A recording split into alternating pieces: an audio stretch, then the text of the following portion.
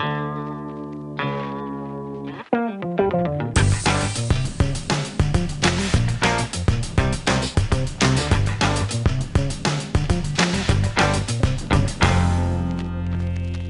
I'm Alan Jones, Executive Editor for Boating World Magazine.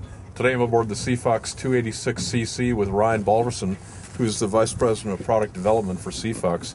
Now, Ryan, I know you guys build a really serious fishing boat, but it looks like we have some really family-friendly features here, too. Yeah, when we designed it, we designed the bow for the family, the wife, the kids, and then the stern area. That's where the cockpit is, and that's where the action is for fishing. So when we designed it, we really wanted to focus on the bow for the family and the stern for fishing. So. Well, these seats are great. Usually you just get a bench, but these are contoured. They're very ergonomically correct. Yeah, with the console, even the glass has a contour in it, so it really grabs you, when you're in the ocean for safety, and then we also did the same for the backrest up in the bow.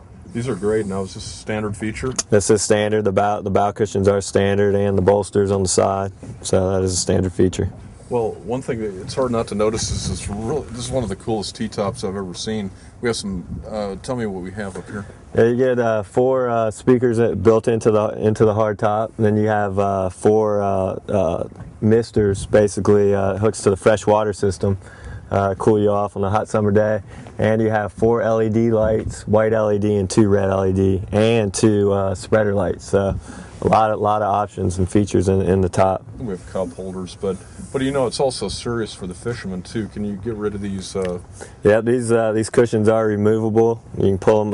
Once you get to the fishing spot, if you can pull them off, put them in the console, and you have a bunch of storage up here in the bow with 2 5-gallon buckets stored down and contoured for the 5-gallon buckets. Well, one thing I liked about the buckets too is that it had they actually seated in there so they don't slide around. That's right. A feature. I love the wide gunnels up here. Yeah, when we designed it, we really wanted the wide gunnels. It also goes with the profile of the hull because it's got a big Carolina flare up in the bow.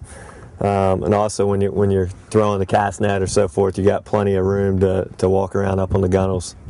Now this is a pretty serious helm station. Plenty of room for the angler, isn't it? Yeah, what we have here is we got 2 8-inch screens flush mounted in the console. Plenty of room for your gauges, switch panel, and any other options you may want to add, like a VHF radio or so forth. This is a great leaning post too. Tell me a little bit about it. Yeah, it's 2 basically it's 2 captain's chairs on independent slide systems, so you can adjust them to if the captain wants to slide the seat forward, he can, or if your wife wants to slide back, she can. So, and it's got flip up bolsters built in, so if you want to stand up and your passenger wants to sit, you can also do that, which is nice. It's got these nice high sides, so if you're getting some rough conditions, it holds you in the seat. So, Ryan, it looks like we have a one-stop shopping center here, or what do we have?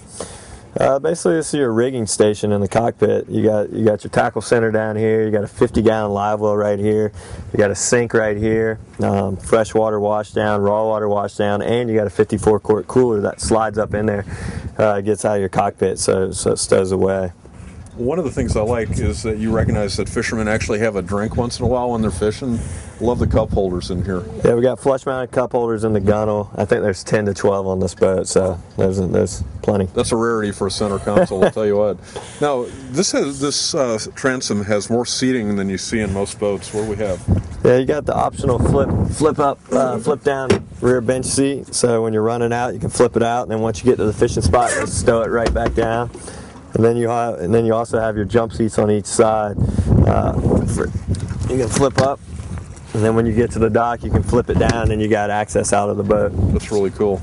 Now, is this a second live well? Is that standard or an option? This is an option. Standard on if you get the 2380T, but this is an option, another 40-gallon live well. So the SKA guys would probably go for something like this, wouldn't they? That's exactly right.